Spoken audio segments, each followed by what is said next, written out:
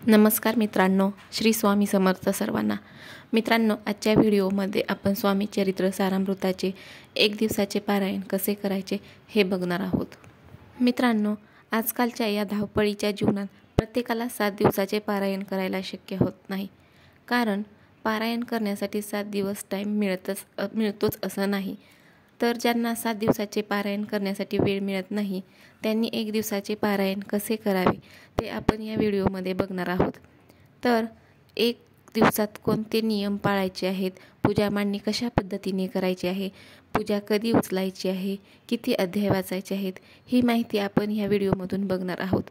तर मित्रांनो, तुम्ही या चॅनलवरती नवीन असाल तर चॅनलला नक्की सबस्क्राईब करा. तर मित्रांनो, स्वामी चरित्र सारामृत हे एक पुस्तक नाही, तर ते एक पुस्तक नसून दिव्य भव्य असा एक ग्रंथ आहे. काही जण त्याला ग्रंथ पण म्हणतात, काही जण त्याला पोथीसुद्धा म्हणतात. मित्रांनो, हा ग्रंथ आपल्या आयुष्याचं सोनं करतो. आपल्या आयुष्यात कितीही संकटे असू द्या, कितीही अडचणी असू द्या, आपल्याला हे 1 दिवसाचे सारामृत पारायण करायचे आहे. आयुष्यात कितीही दुःख असू द्या, मानसिक त्रास म्हणा, शारीरिक त्रास म्हणा, किंवा कुठल्याच कामात यश मिळत नाही आहे, एखादा नवीन व्यवसाय सुरू केला त्यात बरकत येत नाही आहे, तर त्यासाठी आपल्याला हे 1 दिवसाचे सारामृत पारायण करायचे आहे. मित्रांनो, जो कोणी या सारामृतामधील अध्याय वाचेल त्यांच्या जीवनाचा सारा भार हा श्री स्वामी समर्थ महाराज उचलतात. तर तुम्हाला जर 1 दिवसीय सारामृत पारायण करायचं असेल तर त्याच्यासाठी तुमच्याकडे स्वामी महाराजांचा एक फोटो असायला हवा. त्यानंतर तुमच्याकडे स्वामी चरित्र सारामृतचा हा ग्रंथ असणे अत्यंत आवश्यक आहे. ज्या दिवशी तुम्हाला पारायण करायचे आहे त्या दिवशी लवकर उठून स्नान करायचे आहे. त्यानंतर सर्वात अगोदर देवपूजा करून घ्यायची. हे करण्यासाठी तुम्हाला एक नारळ लागणार आहे, 2 विड्यांची पाने, 1 सुपारी, फुले, अष्टगंध, दुधाचा नैवेद्य किंवा खडीसाखर असेल तरीसुद्धा चालेल. तर मित्रांनो, तुम्हाला जिथे पूजा मांडायची आहे ती जागा स्वच्छ करून घ्या, रांगोळी काढून घ्या आणि त्या रांगोळीवरती हळदी कुंकू टाका आणि त्यावर एक चौरंग किंवा पाट ठेवा. जर चौरंग असेल तर चौरंग ठेवा किंवा पाट असेल तर पाट ठेवा. त्यावरती लाल रंगाचा स्वच्छ कपडा अंथरून घ्या. त्यावरती स्वामी समर्थांचा फोटो स्वच्छ पुसून ठेवा. त्यानंतर फोटोला अष्टगंध लावा. स्वामींच्या फोटोला हार घालून घ्या. फुले अर्पण करा. त्याच्यानंतर आपल्याला सारामृत ग्रंथ लागणार आहे. ती पोथी किंवा ग्रंथ पाटावर एका बाजूला ठेवायची आहे. एका बाजूला नारळ ठेवायचा आहे. त्यावरती लाल रंगाचे एक फूल ठेवायचं आहे. 11 रुपये दक्षिणा ठेवायची आहे. त्यानंतर दुसऱ्या बाजूला घंटी ठेवायची आहे. आणि हो, सर्वात अगोदर पूजा मांडायच्या आधी आपल्याला दिवा लावून घ्यायचा आहे. दिव्याखाली थोडेसे तांदूळ ठेवायचे आहेत.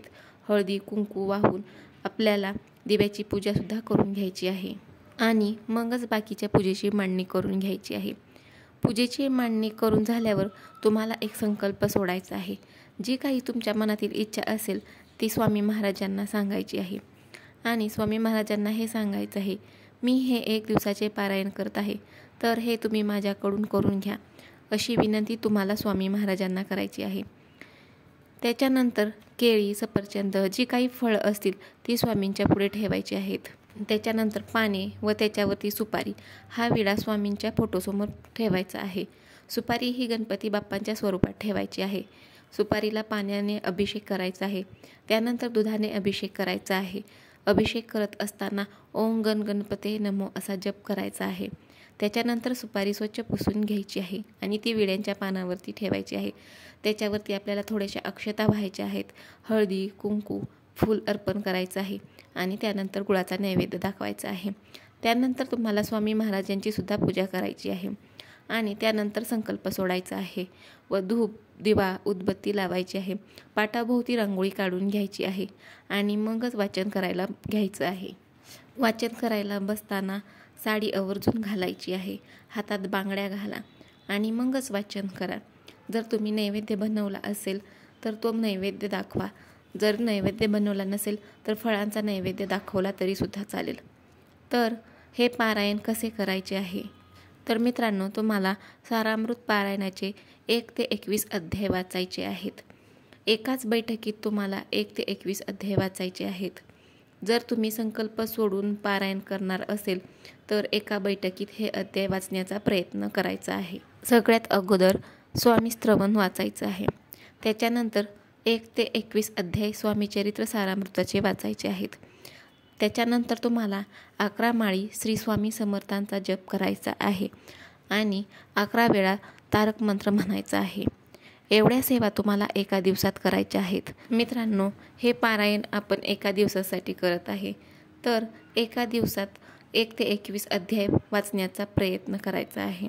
जर तुम्हाला वाचन करताना मधूनच तहान लागली, पाणी प्यावंसं वाटत असेल तर तुम्ही पाणीसुद्धा प्यायलं तर चालेल, परंतु जवळ एक बॉटल घेऊन बसायचं आहे। सारामृत पारायणाचे वाचन करत असताना अधूनमधून उठायचं नाही, कोणाशीही बोलायचं नाही। जर कोणी मधून बोलत असेल तर मधून बोलायचं नाही। वाचन करत असताना फोन जवळ घेऊन बसू नका, शक्यतो फोन हा दूर ठेवण्याचा प्रयत्न करा।